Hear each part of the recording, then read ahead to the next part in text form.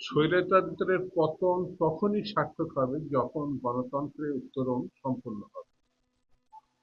গণতন্ত্রে যদি উত্তরণ সম্ভব না হয় তাহলে এটা ধরেই নেওয়া যায় স্বৈরতন্ত্র ফিরে আসার সম্ভাবনা থেকে যায়। যারা যে কোনো কারণে, যে কোনো ভাবে, যে কোনো ওসিলায় গণতন্ত্র উত্তরে যে নির্বাচন, সেই নির্বাচনকে প্রতিবন্ধকতা সৃষ্টি করছেন, বাধা দিচ্ছেন, তারা পক্ষান্তরে স্বৈরতন্ত্রের পক্ষ নিচ্ছে। সেই জন্য আমি এই সরকারের কাছে বলবো, আপনারা রাজনৈতিক দল, বিশেষ করে বড় দল হিসেবে বিএনপির সমর্থন আপনারা পেয়েছেন, এখনো আছে সমর্থন, কিন্তু সেটি অবমূল্যায়ন করা ঠিক হবে না।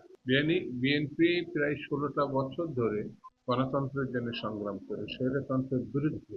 যারা আজকে স্বৈরতন্ত্রের পতনে বিএনপির ভূমিকাকে খাটো করে দেখছেন, তাদের বিএনপি যখন আন্দোলন শুরু করেছিল, যাদের বয়স এখন 26 থেকে 28-এর মধ্যে, তারা তখন শিশু ছিল।